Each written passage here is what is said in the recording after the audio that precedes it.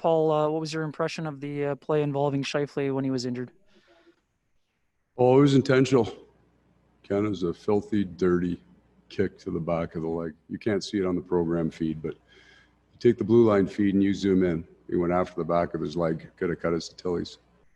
It could have ended the man's career. It's an absolutely filthy, disgusting hit. What did you think of the way your team responded to it?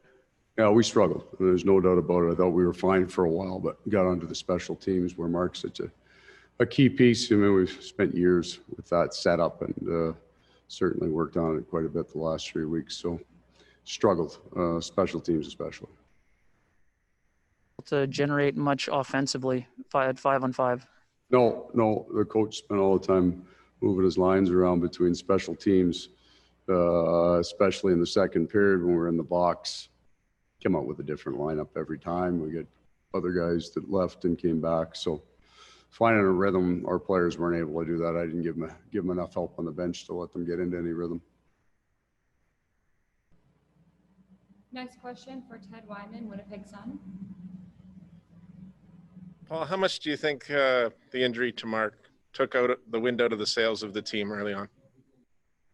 Well, just I thought we battled hard through to our first. Like I said, when you get into the special teams, you get into the power play and you give up a shorty. I mean, our entries were really, really poor tonight, and he's the driver of our entries for sure. It had a major impact without a doubt. Just in terms of the power play, I know you mentioned it, that without Mark, it's obviously disrupted, but what else was going wrong there that it just didn't seem to be able to really get anything going, even shots? Well, we didn't have any shots because we didn't spend any time in their end of the ice because we couldn't get any entries and possession time. So it started there.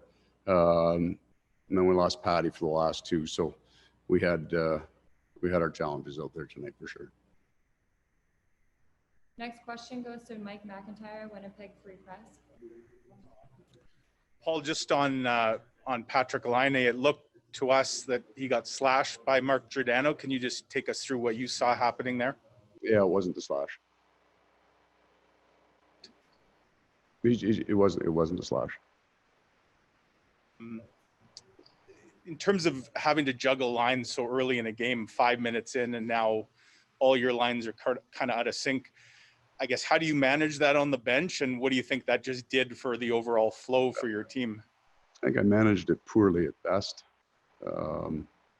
We still have good players that there's enough history between a bunch of them that we should be able to move around. You lose your number one center, that's going to hurt. There's no doubt about it. But I couldn't find a rhythm with a group, and I don't think I did enough to get my players a chance. For me, but to follow up, after the Tkachuk play there, did you discuss it with officials? Like, there was no call. Did they miss it? I don't expect the referees to find that one. That one happens. They wouldn't be looking at it. You got to look at it after, and it's grotesque. Next question goes to Thomas Drance, The Athletic. Paul, your first game behind the bench with stakes and no fans. I'm sorry, sir. I've lost audio from you. Can you hear me now? No, I can't. You guys let me know. Yep, you're all set. Go ahead. Okay. Thanks, Paul. Excuse me. First time in a game with stakes and no fans there. Do you think it had any impact from a coach's perspective, just in terms of what you could hear on the ice or on the other team's bench? No, I didn't feel that. I don't think it had an impact. Like, no, I mean, I don't know if I got a good answer for you. Like, what you can hear on the ice, certainly you can call pucks better.